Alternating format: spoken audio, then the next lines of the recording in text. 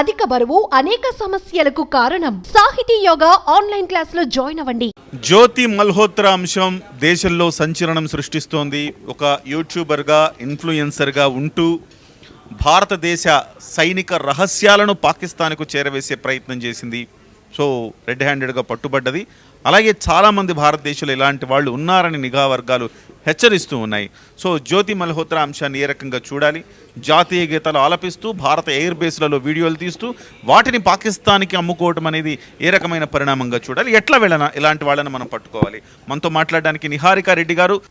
యూట్యూబ్లో చాలా వరకు మనకి సోషల్ మీడియా న్యూస్ ఛానల్స్ అంటూ స్టార్ట్ చేశాయండి. They are not satellite channels, కానీ మంచిని చెప్తున్నప్పటికీ కొన్ని ఛానల్స్ ఉన్నాయి స్పై ఏజెన్సీగా పనిచేయడం. ఇప్పుడు క్లాసిక్ ఎగ్జాంపుల్ మీరు చెప్పినట్లు స్పై ఏజెన్సీగా పనిచేయడం, లేకపోతే మన ఇన్ఫర్మేషన్ని వాళ్ళకి ఇవ్వడం, వాళ్ళ ఇంట్రెస్ట్ని ఇండియాలో ప్రమోట్ చేయడం ఇతర లాంగ్వేజెస్లో. ఇలాంటివి మనం గమనించున్నప్పుడు 3 లెవెల్ ఆఫ్ ఆర్గనైజేషన్స్ వాళ్ళని ఖండించాలి. ఒకటి, గవర్నమెంట్ లెవెల్లో ఒక సంస్థని ఎస్టాబ్లిష్ చేసి ఈ media channels, so called social media ఛానల్స్ని రెగ్యులేట్ చేస్తూ ఒక బాడీని తీసుకురావాలి. కనీసం వాటి మీద అవగాహన, అంటే ఏం చేస్తున్నారు, ఎటువంటి ఇన్ఫర్మేషన్ ఇస్తున్నారు, ఎవరు వాళ్ళ సబ్స్క్రైబర్ బేసు, వాళ్ళకి మనీ ఎక్కడి నుంచి వస్తుంది, దీని మీద నిఘా ఖచ్చితంగా ఉండాలి.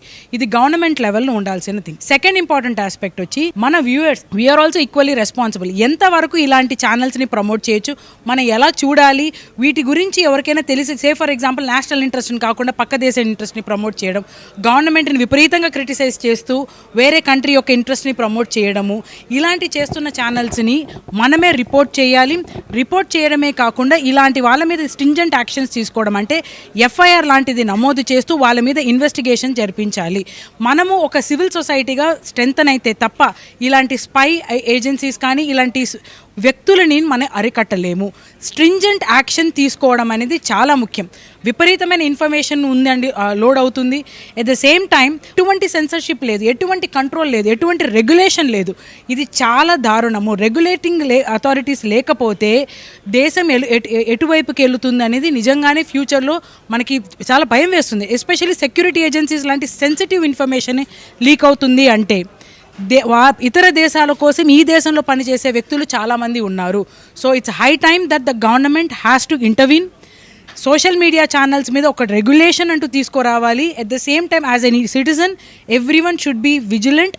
మనమే ఒక రిపోర్ట్ చేయడమో, లేకపోతే వాళ్ళ మీద ఎఫ్ఐఆర్ నమోదు చేయడమో, వాళ్ళ మీద రిపోర్ట్ చేయడం, ఇలాంటివి చేస్తే తప్ప ఇలాంటివి మనం అరికట్టలేము. ధన్యవాదాలండి. సో మీడియా స్వేచ్ఛ ఉండాలి, కానీ అపరిమితంగా ఉండకూడదు. కొంత రెగ్యులేట్ చేయాల్సిన ఆవశ్యకత ప్రస్తుతం కనపడుతుంది. ఎస్పెషల్లీ సోషల్ మీడియాని కొంత రెగ్యులేట్ చేయాల్సిన అవసరం ఉంది. నిరంతరం వాటి యొక్క పోకడలు గమనించాలి, ప్రజలు కూడా దాని మీద గమనించాలి.